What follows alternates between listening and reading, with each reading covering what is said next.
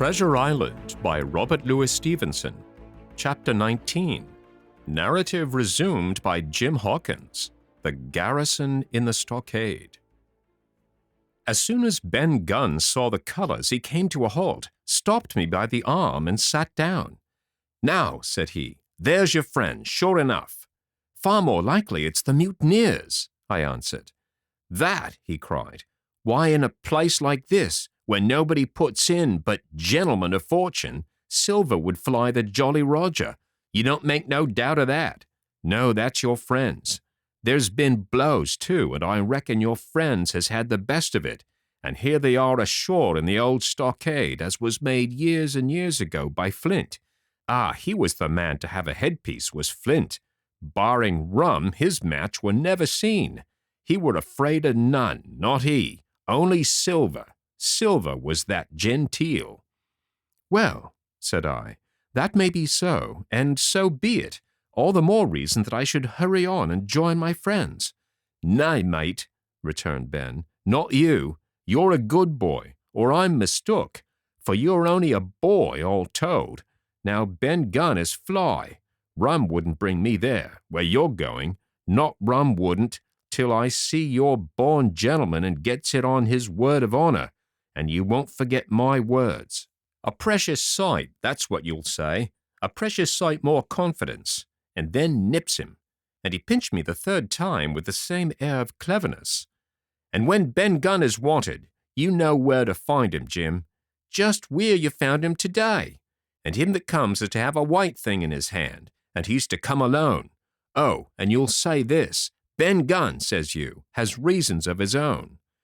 "Well," said I believe I understand.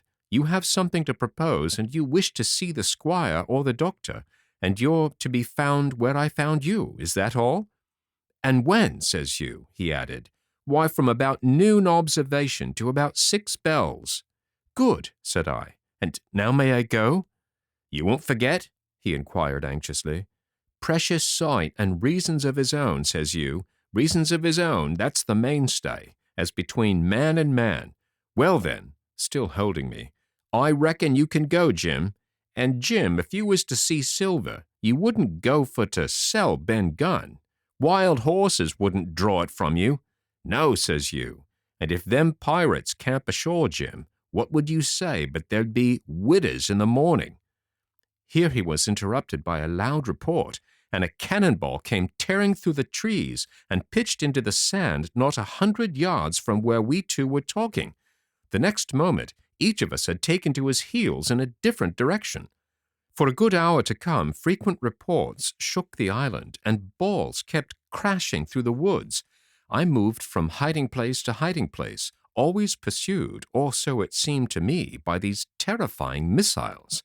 But towards the end of the bombardment, though I still durst not venture in the direction of the stockade, where the balls fell oftenest, I had begun, in a manner, to pluck up my heart again, and after a long detour to the east, crept down among the shore-side trees. The sun had just set. The sea breeze was rustling and tumbling in the woods and ruffling the gray surface of the anchorage. The tide, too, was far out, and great tracts of sand lay uncovered. The air, after the heat of the day, chilled me through my jacket. The Hispaniola still lay where she had anchored, but sure enough, there was the Jolly Roger, the black flag of piracy, flying from her peak. Even as I looked, there came another red flash, and another report that sent the echoes clattering, and one more round shot whistled through the air. It was the last of the cannonade. I lay for some time watching the bustle which succeeded the attack. Men were demolishing something with axes on the beach near the stockade. The poor jolly boat, I afterwards discovered. Away, near the mouth of the river, a great fire was glowing among the trees, and between that point and the ship, one of the gigs kept coming and going, the men whom I had seen so gloomy, shouting at the oars like children. But there was a sound in their voices which suggested rum. At length I thought I might return towards the stockade. I was pretty far down on the low sandy spit that encloses the anchorage to the east and is joined at half water to Skeleton Island, and now as I rose to my feet, I saw some distance further down the spit and rising from among low bushes an isolated rock, pretty high and peculiarly white in color. It occurred to me that this might be the white rock of which Ben Gunn had spoken, and that some day or other a boat might be wanted, and I should know where to look for one. Then I skirted among the woods until I had regained the rear or shoreward side of the stockade, and was soon warmly welcomed by the faithful party. I had soon told my story and begun to look about me. The log house was made of unsquared trunks of pine, roof, walls, and floor.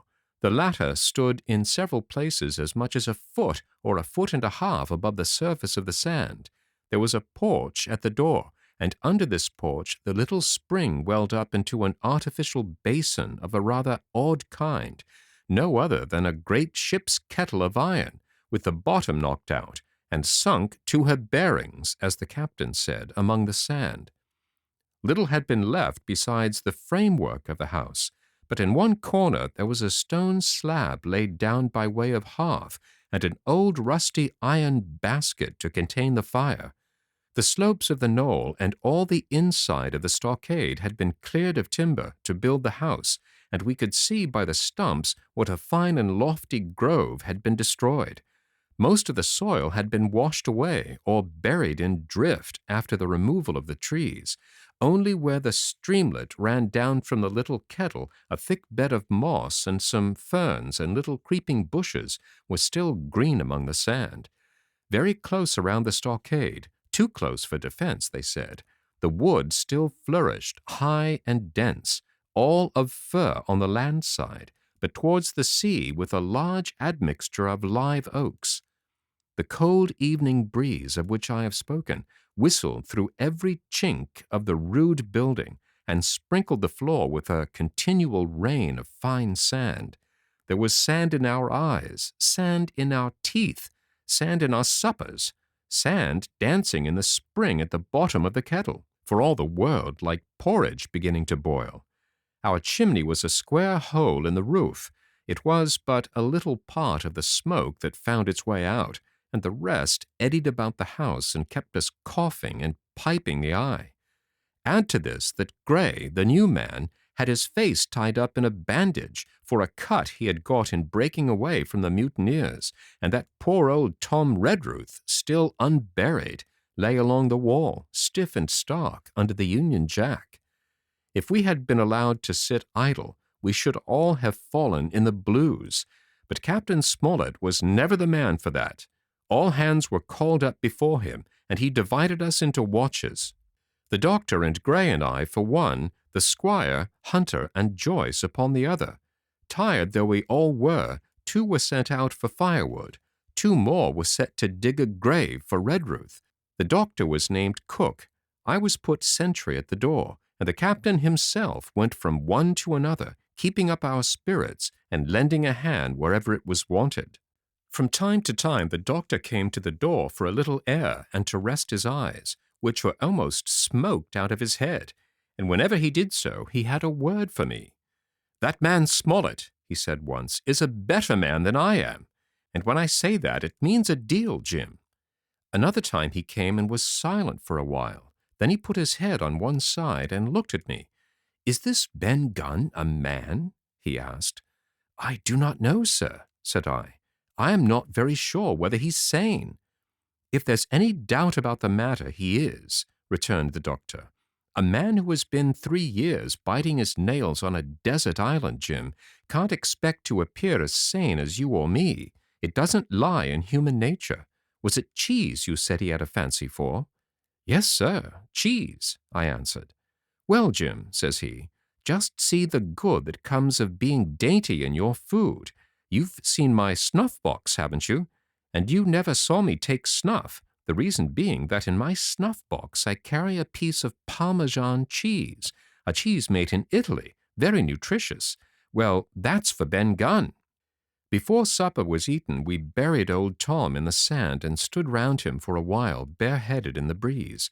A good deal of firewood had been got in, but not enough for the captain's fancy, and he shook his head over it and told us we must get back to this tomorrow rather livelier. Then, when we had eaten our pork and each had a good stiff glass of brandy grog, the three chiefs got together in a corner to discuss our prospects. It appears they were at their wits' end what to do, the stores being so low that we must have been starved into surrender long before help came. But our best hope, it was decided, was to kill off the buccaneers until they either hauled down their flag or ran away with the Hispaniola. From 19, they were already reduced to 15.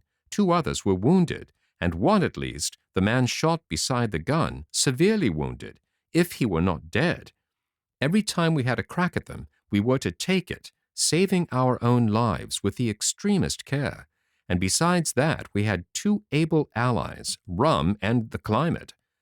As for the first, though we were about half a mile away, we could hear them roaring and singing late into the night.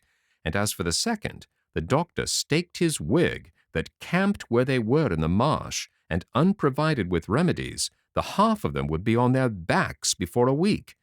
So, he added, if we are not all shot down first, they'll be glad to be packing in the schooner. It's always a ship, and they can get to buccaneering again, I suppose. First ship that I ever lost, said Captain Smollett. I was dead tired, as you may fancy, and when I got to sleep, which was not till after a great deal of tossing, I slept like a log of wood. The rest had been long up, and had already breakfasted and increased the pile of firewood by about half as much again, when I was wakened by a bustle and the sound of voices. "Flag of truce," I heard someone say, and then immediately after, with a cry of surprise, "Silver himself!" And at that, up I jumped, and rubbing my eyes, ran to a loophole in the wall.